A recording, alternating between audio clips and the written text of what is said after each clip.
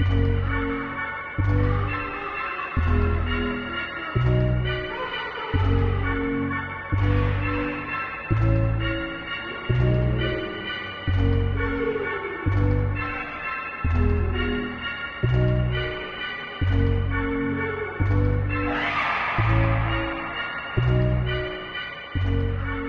noches a todos, bienvenidos a una nueva entrega de Noche de Huesos. ¿Malé? ¿Sobreviviste al caos del centro hoy o te llevó puesta la marea de gente? Hola Eri, hola a todos los que nos están escuchando. Sobreviví, pero te juro que me costó un Perú llegar al estudio. Hay una energía rarísima en la calle hoy, ¿viste? Como si el aire estuviera espeso, más allá de la humedad que nos está matando a todos los porteños. Lo de la humedad ya es un dato estadístico insoportable. Estamos clavados en el 98% hace 3 días. Me bajé del bondi y sentí que estaba nadando en plena avenida Corrientes. Bueno, vos siempre encontrándole la vuelta mística a la meteorología es tu marca registrada. Es que no es solo el clima, Eril. Hay días donde Buenos Aires se siente como si las paredes de estos edificios franceses viejos quisieran escupir historias que tienen atragantadas. Salí del subte y sentí un frío en la nuca que no tenía nada que ver con el aire acondicionado, que de paso obviamente no funcionaba. Lo del aire del subte te lo tomo es el verdadero misterio de la ingeniería moderna. Lo único sobrenatural que experimenté hoy fue el precio del café en la esquina del laburo, un verdadero espanto que me dejó temblando el bolsillo. Bueno, ya estamos acá en nuestro refugio con los micrófonos listos y el aroma a café de filtro que es lo único que me mantiene racional. Sos un caso perdido de verdad, pero me gusta que estemos acá con la luz bajita. Me ayuda a conectar, a bajar un poco el ruido de la ciudad y concentrarme en lo que tenemos entre manos. ¿Viste que cuando se apagan las luces del pasillo el estudio parece otro mundo? Parece un lugar donde no me van a reclamar facturas pendientes, lo cual ya es un montón. Razón, hay un silencio especial a esta hora que se agradece. Momento donde dejamos de chequear notificaciones y nos ponemos a charlar nosotros. ¿Cómoda, che? ¿Qué hoy tenemos para largo? Muy cómoda. Aunque te digo la verdad, tengo un run run en el pecho desde que empecé a leer los archivos que trajiste.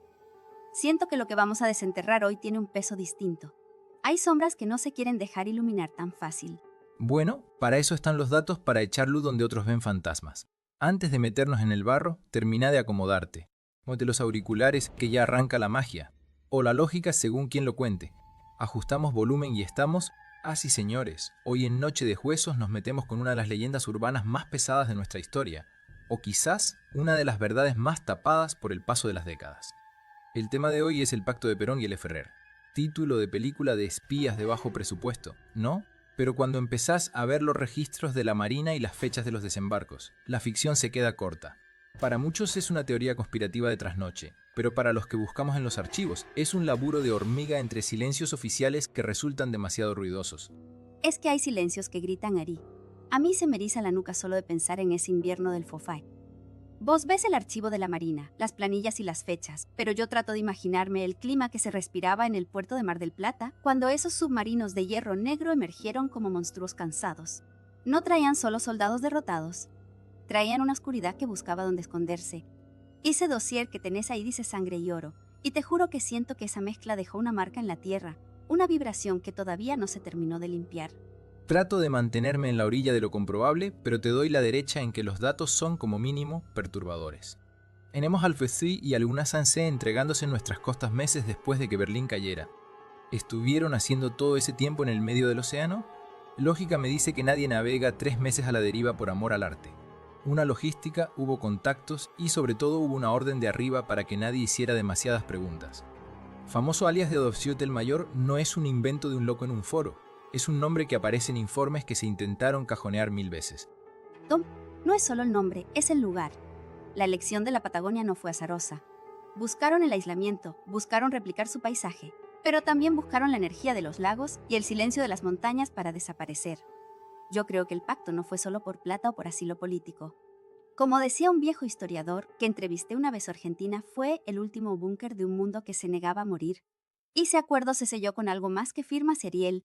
Se selló con la promesa de que acá, en el fin del mundo, el pasado podía quedar enterrado bajo la nieve. De enterrar el pasado suena muy poético, ¿vale? Pero para los tipos que estaban ese julio en la base naval de Mar del Plata, el pasado tenía olor a gasoil y a encierro. Imagínate la escena, la niebla cerradísima, de esa que te moja los huesos, y de repente, el submarino emerge.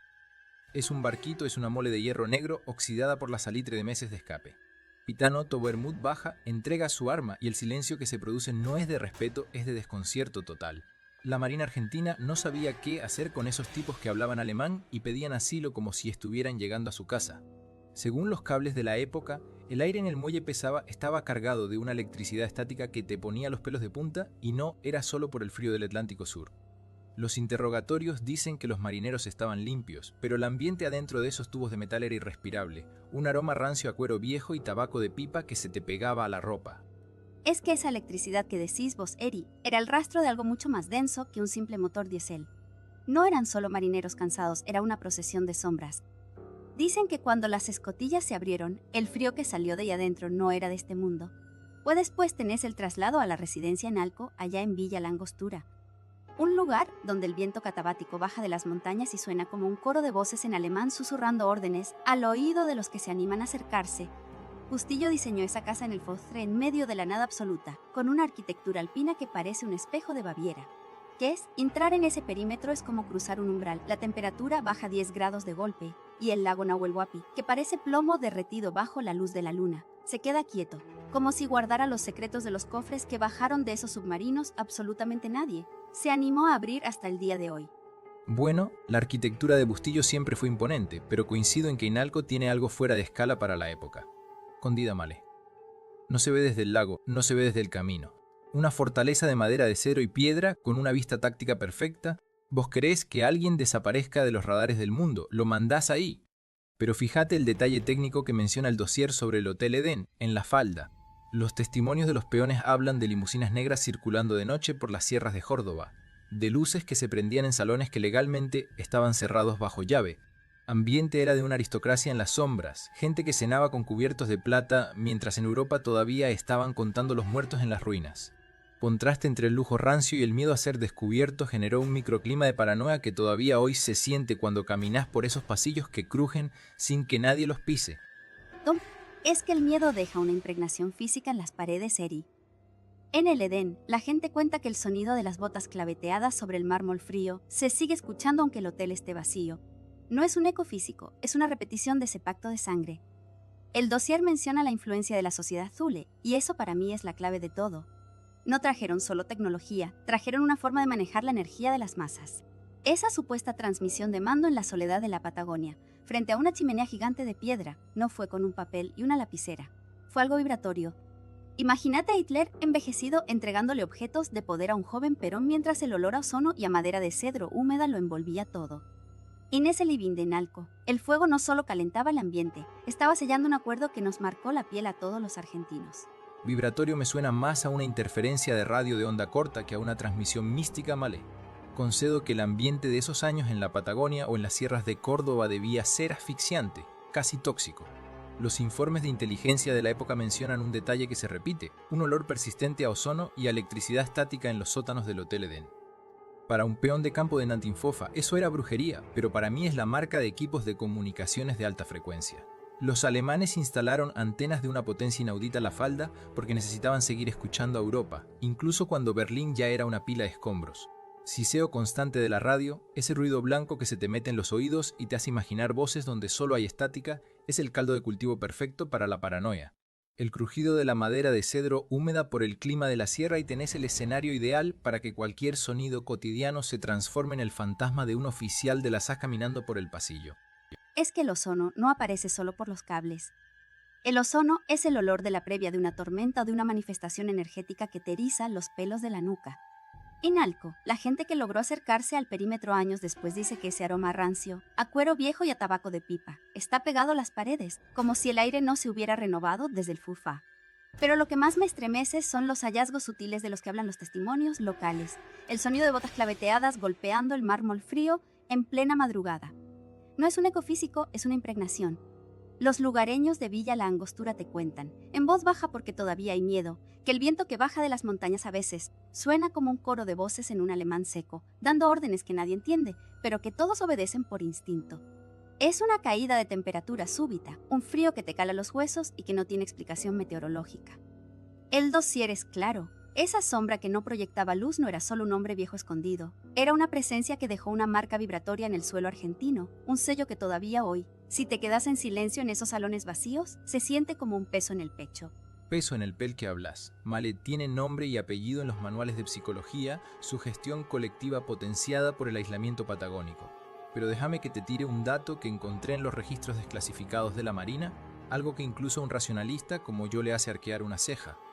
Hay un testimonio de un cabo que estaba de guardia en la base de Mar del Plata la mañana que emergió el Luzern. Tipo describe que cuando el capitán Otto Bermud bajó a tierra, no tenía el semblante de un derrotado que venía de pasar meses encerrado en una lata de sardinas bajo el Atlántico. Impecable. Lo que el cabo remarca en su declaración es el silencio, que mientras bajaban unas cajas pesadas, selladas con un lacre rojo que no figuraba en ningún protocolo de inventario, el muelle quedó en un vacío sonoro absoluto. Las gaviotas gritaban, che. Tipo decía que el aire alrededor de esos cajones vibraba con un zumbido metálico, como si adentro llevaran algo que generaba su propio campo magnético. Para el cabo era un mal presagio, pero si lo mirás con frialdad, ¿eran cajas de plomo? ¿Qué se transporta en plomo, malé, material radioactivo o prototipos de tecnología que acá ni soñábamos? Un contrato místico. Era el arguare de un imperio que se negaba a desaparecer y que Perón compró a precio de remate para su proyecto de la Argentina potencia. Es que vos ves arguare donde yo veo un traspaso de sombras, Geri. Ese mismo cabo que citás, si lees la declaración completa que quedó cajoneada en los archivos de inteligencia, dice algo más que te hiela la sangre. Él cuenta que cuando uno de los oficiales argentinos se acercó a supervisar el traslado de ese cofre de lacre rojo, el capitán alemán le hizo una advertencia en un español muy roto: no lo toquen con las manos desnudas, no porque queme la piel, sino porque quema el destino. El cabo juraba que al pasar frente a las cajas sintió un olor a flores podridas mezclado con ese ozono que mencionaste antes. Para la parapsicología, esa es la firma de un objeto cargado con un egregor negativo, algo que fue usado en rituales de la Nenerve. No eran solo planos de misiles Biche. Eran los fetiches de poder que los nazis habían saqueado de media Europa. Se dice que en ese viaje llegó una de las copias del mapa de Piri Reis y fragmentos de reliquias que Hitler creía que le daban el control sobre la voluntad de las masas. Ese carisma arrollador que después vimos en el escenario político local, esa devoción casi religiosa de la gente, Malena dice que no salió solo de la oratoria. Fue una transferencia. Hitler no solo mandó el oro para financiar el asilo, mandó la tecnología espiritual para que el modelo de líder absoluto no se cortara. Inalco no fue un refugio de ancianos, fue un laboratorio donde ese viejo Schutel mayor, como le decían, le entregó el mando invisible a los que lo recibieron en el sur. Tecnología espiritual. Male, te reconozco que tenés una capacidad para conectar puntos que a cualquier guionista de Hollywood le daría envidia. Vamos a los papeles, a los ladrillos. Residencia en Alco no es una leyenda urbana, está ahí, en Villa La Angostura. Diseñó Alejandro Bustillo en el 43, el mismo tipo que hizo el Lao Lao. Lo que me hace ruido desde los datos es la logística de esa casa. En un lugar que en esa época era prácticamente inalcanzable, con una vista estratégica al lago Nahuel Huapi y una rampa que, según los planos originales, no tenía mucho sentido para una casa de veraneo de la aristocracia. Los registros de propiedad de esa zona son un laberinto de testaferros alemanes, pero realmente le dio ese búnker de lujo a Schutel mayor, como vos decís, no fue por una transferencia de carisma místico, pago por servicios prestados. Pensalo, y Alemania estaba destruida, pero sus científicos y sus espías tenían la red de contactos más grande del mundo. Perón compró en Alco, fue una central de inteligencia en el exilio. Parkinson de Hitler, si es que llegó vivo, era un secreto de Estado que valía oro porque garantizaba que el tipo no iba a intentar retomar el poder en Europa. Un rehén de lujo, Male, no un chamanario. Un rehén que no proyectaba sombra Ariel. Vos hablás de los ladrillos de Bustillo, pero omitís que el diseño de Inalco respeta proporciones que se usaban en las construcciones de la Orden Teutónica. Los lugareños de esa época, la gente que laburaba en las estancias vecinas, no hablaban de espías con carpetas de inteligencia. Hablaban de luces que bajaban del cerro Belvedere y se hundían en el lago, justo frente a la propiedad. Hay testimonios, que por supuesto no figuran en tus archivos navales, de peones que aseguraban haber visto a un hombre mayor, de caminar tembloroso, caminando por la orilla del Nahuel Huapi a las 3 de la mañana, escoltado por dos tipos de casi metros que no hablaban ni una palabra de castellano. El aire en Inalco, todavía hoy, tiene esa carga de electricidad estática que mencionaba el dossier. No es solo frío patagónico, es ese ozono rancio. Los perros de la zona, hasta el día de hoy, se erizan cuando pasan cerca del perímetro original. No es por el olor a rancio de los papeles viejos, Eri. Es porque el rastro de energía de lo que se hizo ahí, ese ritual de transferencia donde se dice que se usaron espejos de obsidiana para fijar la voluntad, dejó una cicatriz en el espacio, tiempo de la villa. Lo que Perón se llevó de esa casa no fueron solo secretos militares, fue la fórmula para que su nombre no muriera nunca. fórmula para que su nombre no muera nunca en Male se llama propaganda política y construcción de relato. Necesitas espejos de obsidiana ni rituales de transmutación cuando tenés a los mejores alumnos de la escuela de Goebbels asesorando sobre cómo fabricar un líder eterno. Ya que mencionás esa carga de electricidad estática, hablemos de algo que se puede medir, el Hotel Edén, allá en La Falda, Córdoba. Los Ichorn, que eran los dueños y amigos íntimos de Dole desde los años 20, no tenían fantasmas en el sótano, tenían una antena de onda corta que era el estado del arte de la tecnología alemana, recibían transmisiones directas de Berlín mientras el resto del mundo escuchaba interferencias. Lo que vos sentís como ozono rancio, yo lo veo como el rastro técnico de una red de espionaje que operaba a plena luz del día. Esto no fue una transferencia de energía mística en el Nahuel Huapi, fue un acuerdo de transferencia tecnológica y financiera. Argentina puso el territorio y el silencio y a cambio recibió los planos del ala volante de Orten y los misiles V2. Los famosos cofres de los submarinos Uther y Unan Sansei que llegaron a Mar del Plata no traían reliquias de la sociedad Thule, traían patentes industriales y divisas para financiar el sueño de la potencia regional. No era un iniciado en las artes oscuras, Che era un estratega que vio una oportunidad de oro literalmente en medio de la caída del Tercer Reich. Es que vos te quedás en el diagrama del cableado, Eri, y no sentís la vibración del cable. Los Ichor no eran solo hoteleros con una radio potente, eran devotos del sol negro. En el Edén no se hablaba solo de patentes industriales. Los peones de la estancia, la gente que laburaba en el servicio, contaban que en las noches de luna llena se prohibía circular por ciertos salones porque el ambiente se ponía espeso, como si el aire pesara 10 veces más. O fíjate lo que mencionaste de los túneles de la Quinta de Olivos. Los técnicos que hicieron refacciones años después se encontraban con muros que no figuraban en ningún plano, espacios estancos donde la temperatura bajaba 10 grados de golpe sin ninguna explicación lógica. Se dice que ahí, bajo la superficie de la residencia presidencial, se custodiaron los objetos de poder que trajeron en esos submarinos. No me hables solo de planos de aviones. Háblame de por qué López Rega, años después, parecía conocer de memoria esos mismos pasadizos y esos mismos rituales. El brujo no inventó nada, él simplemente heredó el manual de instrucciones que el Ferrer le dejó a Perón en Nalco. El pacto de sangre y oro implica que el poder que recibió el general no era solo político, era una carga taumatúrgica. Esa capacidad de mover masas, ese magnetismo casi sobrenatural que todavía hoy rodea su figura, es el residuo de esa llama de liderazgo carismático que se transfirió en la soledad de la Patagonia. No busques solo los papeles quemados de la Cancillería, Ariel. Busca por qué, 70 años después, hay lugares en el sur donde los pájaros no anidan y el viento parece repetir nombres en un idioma que ya no debería existir en estas tierras. Malena, me estás vendiendo una película de Indiana Jones en plena estepa neuquina. ¿El brujo López Rega era un tipo con delirios de grandeza y mucha astucia para escalar? No un monje negro heredero de la sociedad Thule. Pero hablemos de Inalco, esa mansión en Villa La Angostura que mencionaste. Vos decís que ahí se pasó una antorcha mística, pero yo veo una maestra de aislamiento estratégico. Alejandro Bustillo la terminó en 1943, en segundo, una propiedad de lujo de diseño alpino en un rincón inaccesible del lago Nahuel Huapi, cuando no había ni rutas y solo llegabas por agua.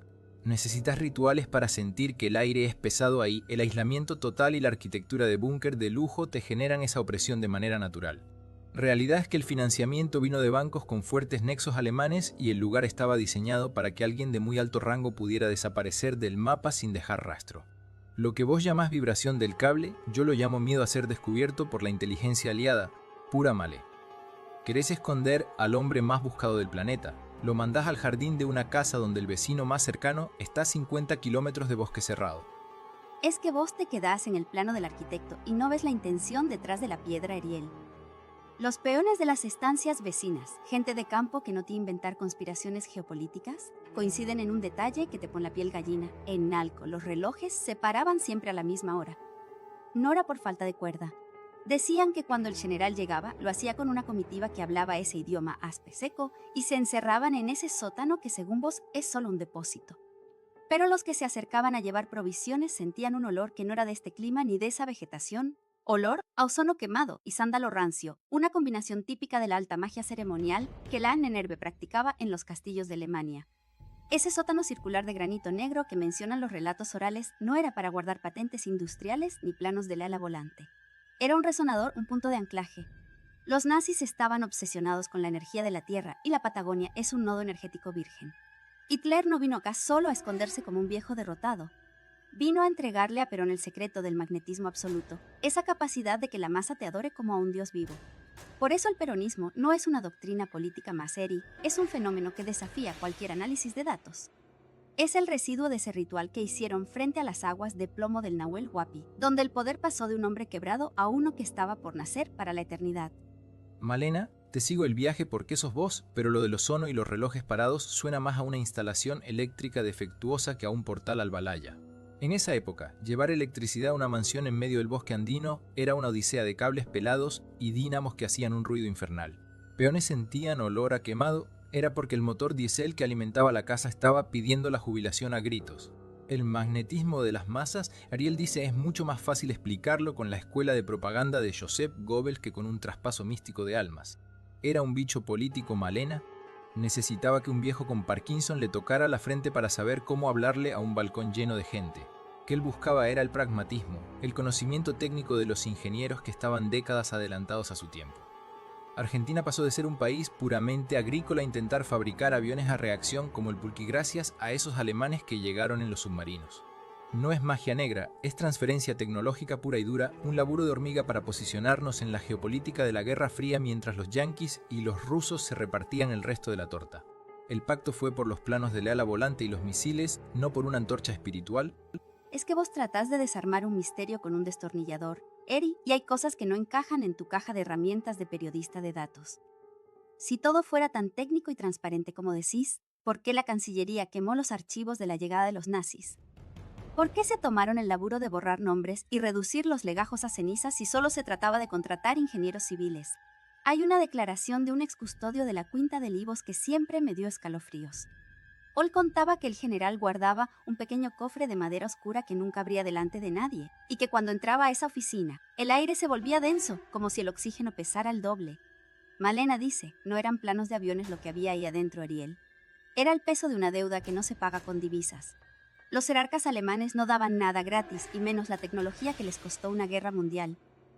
Lo que se aceptó en ese pacto de sombras en el sur fue una influencia que lo acompañó hasta el final de sus días, una energía que lo hizo intocable ante sus enemigos, pero que también le exigió sacrificios que los libros de historia oficial no se animan ni a mencionar.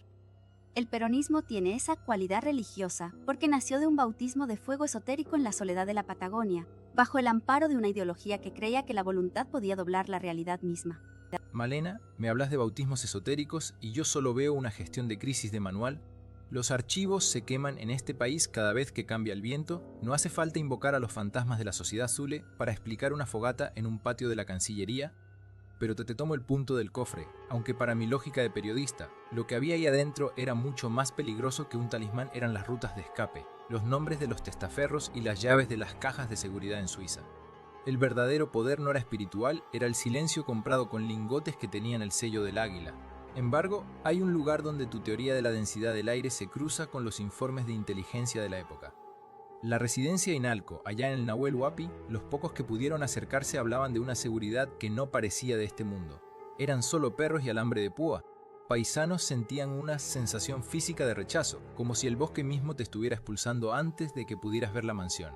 Los datos dicen que esa casa la hizo Bustillo en el 43, pero la realidad es que nadie sabe con qué plata se pagó ni quién durmió en ese dormitorio con vista al lago durante los inviernos más crudos del 45.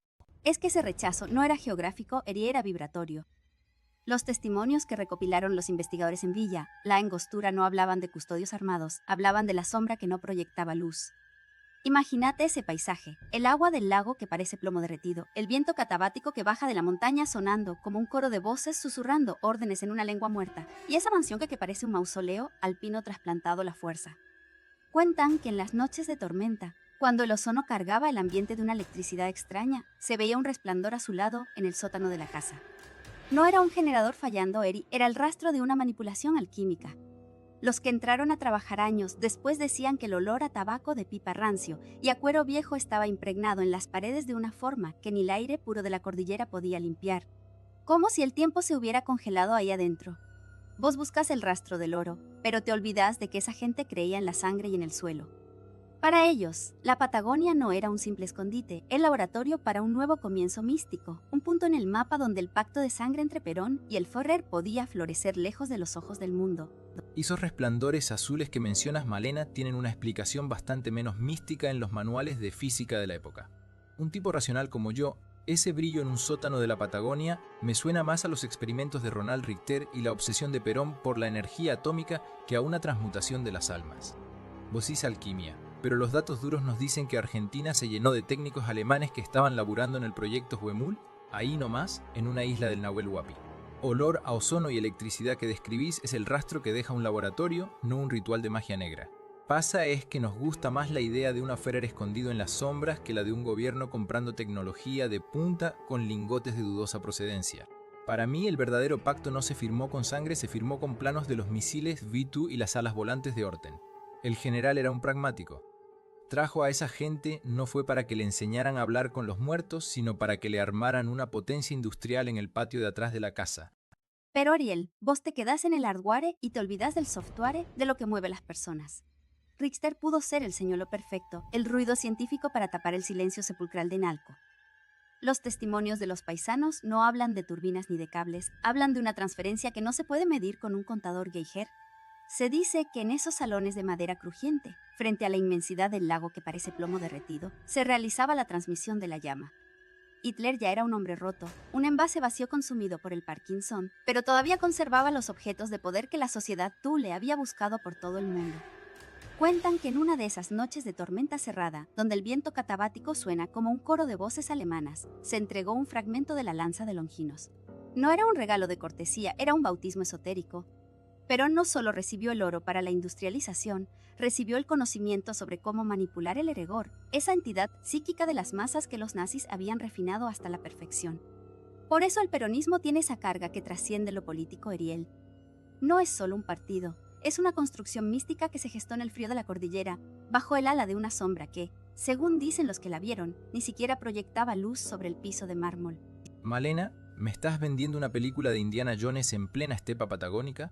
Me hablas de la lanza de Longinos y de bautismos esotéricos en Villa, la Angostura, como si estuviéramos en una novela de suspenso de las que venden en los aeropuertos.